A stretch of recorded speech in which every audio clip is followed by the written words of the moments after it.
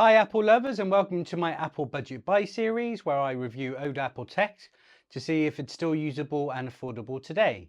This episode looks at the 5th generation iPad mini, which was released in March 2018. Is it still worth it in 2024? Let's find out. Let's start the episode.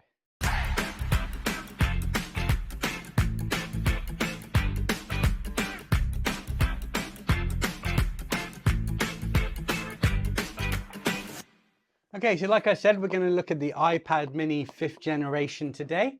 I remember when they released the first iPad mini in 2012, and of course I had one. My wife also had one, and both of these were naturally inherited by our children. I'm not sure about other countries, but in the UK, this rapidly became a kid's iPad as their first Apple device. I'm not sure if this was what was planned by Apple, but to hook them in young into their ecosystem, and you have a customer for life. So I think it worked.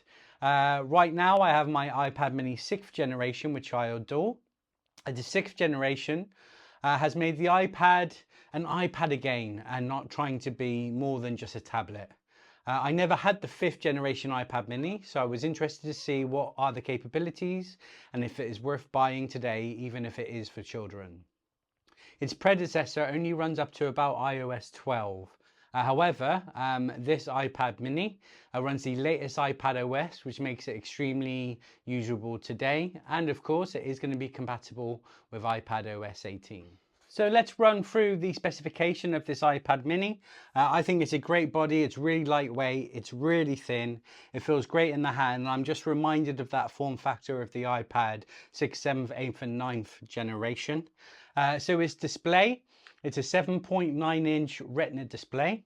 The resolution on this is 2048 by 1536 and has 326 pixels per inch. It has wide color P3 and true tone display. So the display is a solid one, and it's really clear because everything's condensed as well and small. I think it looks great. The internal chip is the A12 Bionic chip with 64-bit architecture. This has 6-core CPU, a 4-core GPU, and 8-core neural engine. So let's have a look at the cameras. So the rear camera has an 8 megapixel wide camera and can film up to 1080p HD video, which I think looks really clear. The front camera has a 7 megapixel FaceTime HD camera. I think this is the only disadvantage. It's not that good quality.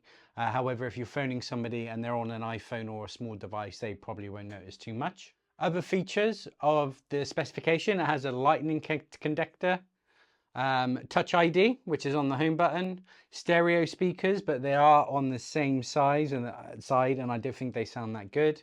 It also has 2 microphones. It has Wi-Fi 5 and 4G. So this is before 5G was added to the Apple devices. It also supports the Apple Pencil 1st generation. Capacity wise, this was available in 64 gigabytes and 256 gigabytes. I believe this one is the 64 gigabyte model. And this is Wi-Fi only, not the cellular one. Now let's compare this iPad to the current 6th generation iPad, which I absolutely love. As you can see, this body is more like the iPad Air. This one's like the 9th generation. So this is a 7.9-inch. This is an 8.3. They both have liquid. The new one has liquid Retina. Chips are A13 versus the A15. So this one has 1 extra GPU core and double the neural engine at 16 core. The cameras are different. This has an 8 megapixel. This has a 12 megapixel wide camera. This only films 1080p. This films in 4K. The front camera is different as well. This one has a 12 megapixel wide one with center stage and this one doesn't. Also Lightning versus USB-C. They both have Touch ID, this being on the home button, this being on the top button.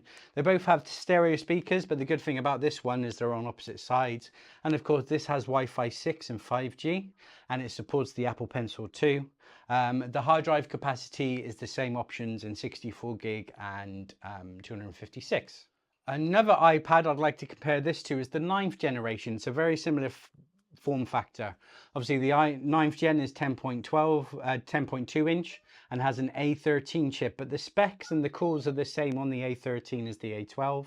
Same rear camera. The 9th generation has that 12 megapixel ultra wide front camera with center stage, where this one's front camera isn't that good. The rest is the same. So this really is an iPad mini 9th generation.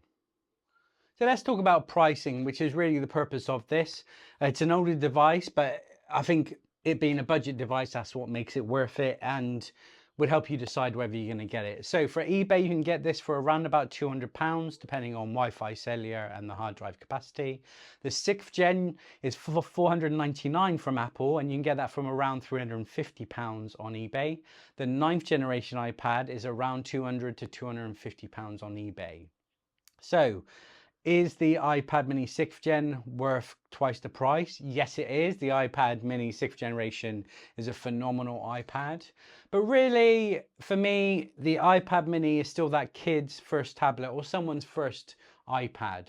The pricing of the iPad mini 6 has priced it out of that kids market or kids reputation. So iPad mini 5 is very affordable, and if you play the auctions right, you can get it for as low as 100 to 250. Okay, so let me summarize. So this is a very capable, as it runs iPadOS 17 and will run iPadOS 18, but it won't have Apple Intelligence, of course. So if you're looking for a budget iPad mini for whatever reason, especially for the kid's first device, this is the way to go. The pricing of the iPad mini 6 has prevented this from being the iPad of choice for kids. So the 5th generation is now that choice. Versus the 9th generation iPad, it's pretty much the same iPad, so it all depends what screen size you want and if you want that better front-facing camera. So thank you for watching this episode. Do you have an iPad 5th generation mini?